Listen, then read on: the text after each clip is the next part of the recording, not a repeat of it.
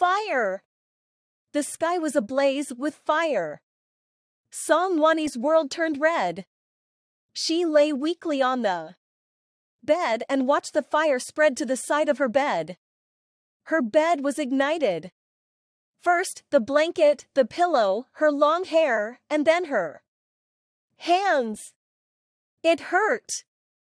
It really hurt. So this was how it was like to be burned to death. Her heart was filled with sorrow. Only today did she know that her husband, whom she had been in love with for 30 years, actually liked men. He actually wanted to kill her for that man. She was kept in the dark and deceived for 30 years like a fool. The smell of gasoline in the air stimulated her nerves. Her eyes were red from the smoke. Even so, she did not shed a single tear. Her eyes were filled with resentment. She was unwilling to accept this. Even if she became a ghost, she would not let those people go. The charred door was suddenly kicked open from the outside. She watched as a figure suddenly walked in. Songwani! That person saw her on the bed and rushed toward her, ignoring the fire around her.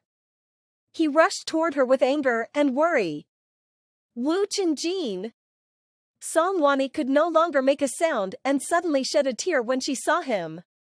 In the end, the person who came to save her was actually the man she had hated for her entire life.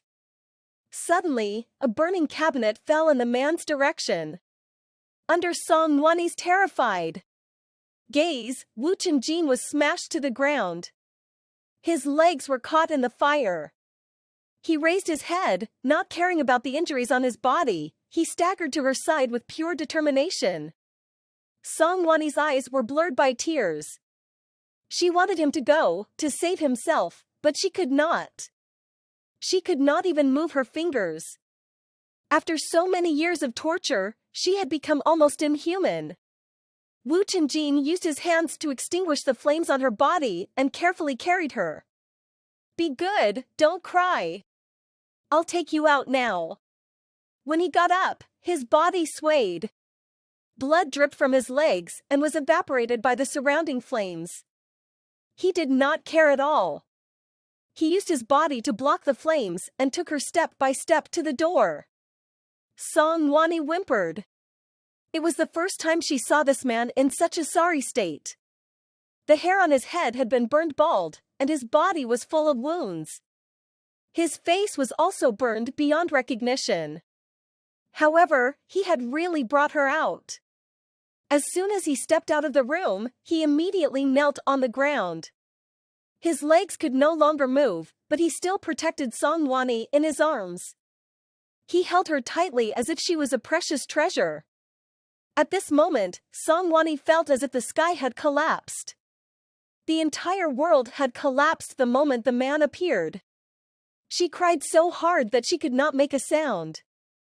A smile appeared on Woo Chin-jin's face. The pain on his face made him realize how terrifying he must look right now.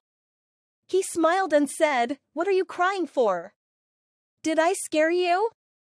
Don't worry. I will definitely save you. I promise." Songwani shook her head and wanted to say no, but she could not say it out loud. He used a smile to cover the trembling in his voice. "Songwani, I saved you this time. You will be mine from now on. You have to repay me with your life. Otherwise, it would be a waste for me to like you so much." At that moment, the people who were blocked by the Chow family rushed in. They were shocked when they saw their master Jing's miserable look. They quickly came to support him. Woo Chin-jin shook his head and handed Songwani to them. He said, "Send her to the hospital first." Songwani was surprised by his words, and she was handed to a bodyguard. She turned to look in Woo Chin-jin's direction. She tried hard to open her mouth, but she suddenly spat out a mouthful of blood. She knew that she would not survive. Woo Chin-jin pounced on her and almost fell to the ground. His eyes